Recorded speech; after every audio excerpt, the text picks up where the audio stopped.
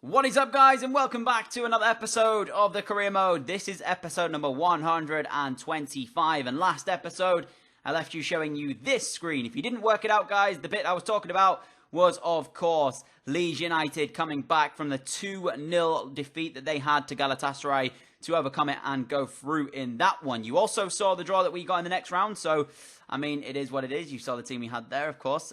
You saw the rest of the draws as they played out. I think right now as well, you know, the best teams in the league, or the best teams in Europe, rather.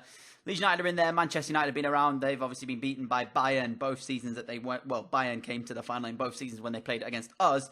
On both occasions, they knocked out Manchester United to get there. So everyone, I think, in the last bit of it is sort of teams that I have to fear because, of course, you don't get to this stage of the Champions League without being a good side. So I don't have the Leeds United side that I conquered Europe with on 3 occasions in a row. So it's a changed upside now to Inter Milan. So we'll just wait and see what happens in terms of the Champions League position and stuff. And I suppose sometimes you get lucky, sometimes you don't with the draws. And any draw I get, it's going to be tough anyway. So I'm not really too bothered about any teams that I pull out of the draw. So if we got Leeds in the next round, that would be not too bad. But you saw the draws as they came in. I don't think we got Leeds in the end, so that's not too bad to see either. We came up into today's episode, though, in high spirits, high form, and just looking forward to it, really. I mean, we have the first leg, I do believe, of that game to come against Real Madrid in the next episode, or possibly this one. I can't quite remember off the top of my head, but I know for sure we did draw Real Madrid. So the giants that are Real Madrid, we will be facing them in the next round of the Champions League. And the outcome of that one, you know, as I said, I don't particularly know what to make of them. They're not the same force that they were, you know, back a few seasons ago when we first started this career mode. The team will be changed massively, and so I can't really read into it just yet. I have to see the team beforehand, and we'll just have to wait and see. But this episode, guys, picking up basically where we left off from in the last one. If you remember the game back to Udinese where we got the first defeat of the season, yeah, it didn't get better in this one. Giving away more penalties as we have been giving away penalties just for the last couple of episodes stupidly. And Lou in between the sticks is arguably the greatest goalkeeper in the world. This save is absolutely incredible. At first, I put my controller down. I was thinking, I can't believe he just dinked me there. Watch this save from Lou.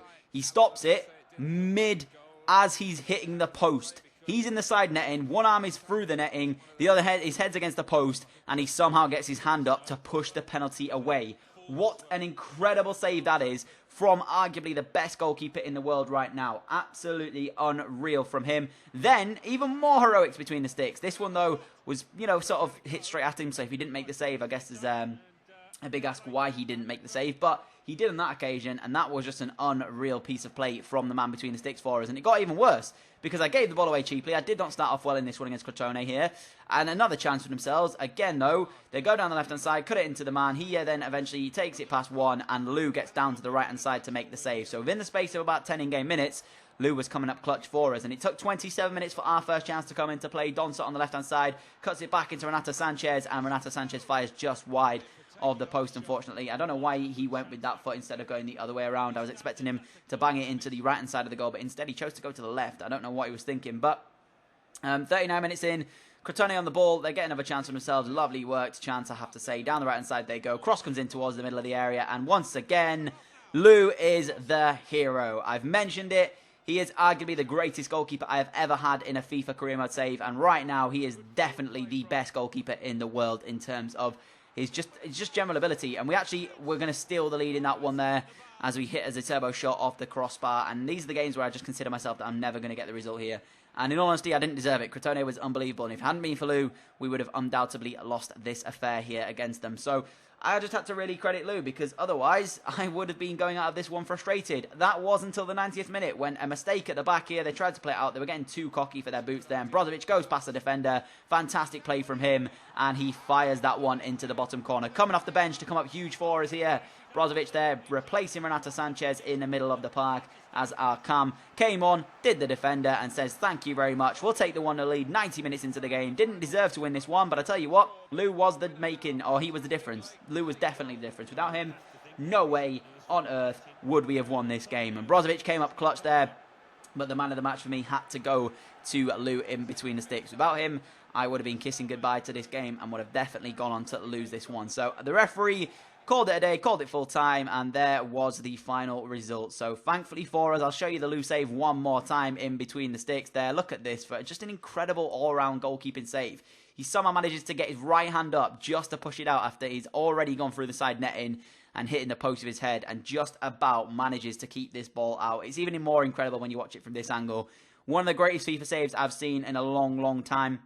You know, I've had a couple of saves in the past. Mason Al at the Road to Glory career mode had an incredible save a couple of episodes, or rather a lot of episodes ago now, and that one is just absolutely unbelievable. And Lou has been on a penalty saving sort of run right now. He saved one last episode, of course, from Udinese, but they unfortunately scored the second one, and then he makes this save here to keep us in it. It's just an unbelievable performance, and I cannot ask for any more than the man between the sticks. Towards the back end of the Leeds United save, or rather by the back end of our career at Leeds, because it's still the same save, he was making a couple of mistakes. He made a semi sort of worrying performances towards the back end of our sort of time there at Leeds, but in the end he's come over to Inter Milan and he has done nothing but good things for us. So he definitely deserving of the man of match in that one, and we did pick up the 1-0 victory in that game. So we came away from that one feeling quite good. I mean, I didn't know what to make of it other than the fact that, of course, I'd had such a poor performance in the beginning of that one. Got off to the really rocky start, and if it hadn't been for Lou, we would not have ended up winning that one there. So credit goes to him. But you can see we're doing a bit of training as well. I think at some point I put Vincenzini in there. I think I've already done it. Yeah, he's in here now. I've been mentioning I was going to do it for so long, and eventually I did get around to doing it. So there you go. Vincenzini is, in fact, in the training system. We had a couple of training systems to come here because it was an international break. I am actually the French manager, but I don't show you any of that. And the only reason I took the French job was to scout Vincenzini before I brought him over to Inter Milan. That was literally it. So I may end up resigning from the French manager. I don't quite know yet. And I don't ever play the management jobs over in international side of things. It was literally just to scout a player that I wanted to sign. If you don't know, by the way, guys, that's a really good way of finding out some of these guys or some of the regens overalls. If you know their overall, or their nationality, sorry, and you don't know what their overall is and you don't have time to scout them, if you get an offer for a job that's of that country, if you go to that country, of course, you can go to your call-up or your squad, call-up to give them an international cap, and you can see what their overall is based on that, and then you'll find out and be able to know exactly what overall they're working with. So that's why I chose to take that French job, just to see what Vincenzini was in terms of his overall and his stats and stuff. So I was quite happy to take that, in all honesty. But we came into this second game here, and my oh my, this episode couldn't have got any better. Like, seriously, the games you're going to see in today's episode were absolutely incredible. The first one there will take some beating. The fact that we came away with a lucky 1-0 win and Lou making a string of incredible saves in that one was absolutely unreal. But we came into this one against Pescara. I wasn't really sure what to make of this. I mean, yeah, we didn't get off to a good start, but on paper and on form, we're still the most informed team in the league. And anybody that faces us, you'd like to bet you'd like to bet on us to win the game. So 3 minutes into this one, Mauro Icardi steals the ball, gives it off to Jimenez. There was a lot of bouncing and stuff going our way in this. I have no idea what happened, but eventually we get the ball into Brozovic.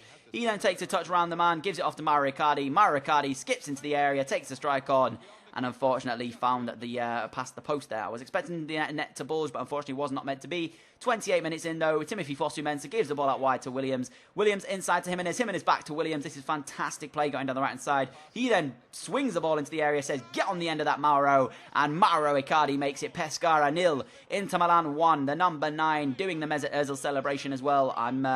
See, the thing is, guys, I know that's Mesut Ozil celebration, but I really like it in games. So if you're ever wondering why I keep doing it, it's literally because I like it, not because of Mesut Ozil or anything to do with that. Yes, I understand it's his celebration, but it sort of works for Mauro Icardi, doesn't it? I mean, Mauro, you see what I mean? It kind of works, so I'm going to go with it anyway. So we give Mauro the opening goal of the game. Fantastic header. The keeper maybe could have done a little bit better with it there, but in the end, the celebration coming out, which is going to be called the Mauro, not the Mesut Ozil. It's the Mauro. What are you talking about, Mesut Ozil? It's not his celebration at all, but in the end, guys, great way to start this one off. And 51 minutes into it, we ended up going into an even better position. A lovely play from Varela. Gives it out wide here. What a ball that was. And then this is even more better from Timothy Fosu-Mensah, whipping it into a very dangerous area. And Inaki Williams, not somebody you associate with heading, gets on the end of it and manages to make it Pescara 0, Inter Milan 2. This time the dab comes out from Inaki Williams saying, thank you very much. I'll take the second goal of the game as well. And at this point, it looked like everything was going to go fine and dandy and seemed as though it was going to be a good day at the office for us. Also, I thought, and then Pescara got themselves an absolutely just, I have no words for what happened here. The shot comes in, the shielding technique is broken as hell. I've said it before, it's so difficult to tackle the men when they've got the shielding on you, and that's just a wonderful finish, in all honesty. Like, the clearance here and the shot, it was just a poor shot, worked out wonders for them. So they got themselves back into it, but I was not going to sit there and take that lightly. Came straight back out the guns blazing. 64 minutes in. Good strike. Well saved by the keeper. We do get a corner from it, though. End up taking this short into, I do believe, on the left-hand side. Brozovic, who cuts a A cross in eventually, as it's a nice bit of play from him. A fantastic ball towards the back stick, and Jimenez just rises highest and nods it back across the goalkeeper. So 66 minutes in, incredible game here. He pulls out the Mesut Ozil celebration. No reason why, just because I felt like doing it at the end of the day. So has no sort of, I guess, because of course Mauro Icardi, it kind of makes sense for Mauro Icardi. It makes no sense at all for Raul Jimenez. I'm just going to call, yeah, I have no idea why I pulled it out. It's just a really cool celebration, so I thought I'd do it anyways. But I'm sort of learning a few more celebrations to do in game instead of just running aimlessly towards the corner flag. And Pescara seems as though they needed to do it as well, because they made it 3-2 in this one. 15 minutes from time, and the game already had 5 goals in it. So, you know, it is what it is. Yeah, poor defending from me. No idea what happened to my 2 centre-backs. Eventually, he got caught out, and it wasn't actually Lou between the sticks today. I gave Bardi a rare start in the league, and he conceded twice. Nothing down to him, though. It was me poor defending and just general crap from me. And we went into the 90th minute and managed to hold out for the 3-2 victory. A fantastic result in the end. Not easy by any stretch of the imagination. It could have easily gone back to a 3-3 situation. Happy to hold on to that one, though. Match facts-wise, it was a lot more closer than I would have liked it to have been. But in the end, it's always good to come away with the 3 points. So in 2 games today, guys, it's been a 1-goal game in both occasions. The first of which we probably should have lost. This one, it could have easily drawn it. And it's been such a weird episode. When I was playing it, I was thinking, this is the episode that I like to see. Because for once, I didn't have it all my way. I was actually struggling in this one. Then we took on Napoli. You can see semi-finals of the Coppa Nazionale. And of course, we're taking already a 3-0 leg over them in this next leg here. So the second leg to come, guys, is pretty much going to be a simple task. As long as we don't lose the game by 2 or more or 3 or more goals, we're pretty much set to go through to the final. And it looks as if the final will be taking on Juventus in that one, which is, again, frustrating because Juventus are probably the most difficult side we're going to have to face in the league. Having said that, both occasions we played them this time round, we've dominated on both occasions. We won last time, we won it 2-0. The first time round, we ended up with a 0-0 draw after dominating proceedings in that one. So if we do come up against them in that, if provided that the sort of the event doesn't get to my head, then we should comfortably come away with a victory, in my opinion. On paper, we're a better side. On form, we're a better side. And the thing that frustrates me most is the fact that most of these, big European teams just don't sign the right players. Like, the likes of Barcelona, Real Madrid, all the money they've got, they could literally sign any players they wanted. And sometimes I come up against them and I just think, what on earth are they doing signing these random players just for stupid positionings? They could have gone for, much better players. And in the end of that, they just choose not to. And it's so frustrating. But you can see there, they did in fact win their game against Lazio 3-1 in the first leg. I think they drew the second leg 0-0. So they ended up going on 3-1. But Renato Sanchez, the player to watch today. We're taking a 3-0 leg lead back to this one here. We are playing away from home, I do believe. We are playing at Napoli for this. So that's their team anyways, guys. And this is what I mean. A lot of their players, Gabbiadini, don't get me wrong, still very good. They've got a nice sort of team. But in my opinion, I could think of so many signings I would make to that side to improve it massively. And you've got to think, yes, they may not have the most money in the world, but still, there's a lot of players out there that would improve it, and you could get them on a cheap as well, which is, I'm a bit frustrated about it. They obviously sold Milik as well for £40 million to Leeds United, so they've got a nice bit of money back in for that one. Lou forced into an early save in this one, though, 20 minutes in, keeping the scores level. Took right until the 47th minute for anything else to happen in this. Amang through to Ziterbo. Ziterbo gets in on goal, stakes the strike on, tried to go near post. Unfortunately, though, the keeper was equal to it, and we went into the dying minutes of the game at this point. The throw-in comes straight out to Ziterbo, who gets past the defender and fires it over the bar. Tried to do the low-driven shot and completely got it wrong. Again, I completely mess it up a lot of times in FIFA, and it's frustrating when I do it because I know for sure that I shouldn't have messed it up, but sometimes it happens. As you can see, guys, 0-0, 3-0 aggregate lead. It will be a Juventus Inter Milan Coppa Nazionale final. So, can't wait to give you guys that one back end of the season. You can see there on your screen as it happened. Hopefully you've enjoyed this episode, guys. If you have done, I'd appreciate if you could hit a like rating. As always, you guys are incredible for all the support you give me on the channel. Thank you all so much for it as well. Can't wait to give you the next episode of this one. It's going to be an interesting one. I'll catch you all for that tomorrow at 4 PM. Don't miss it. Adios.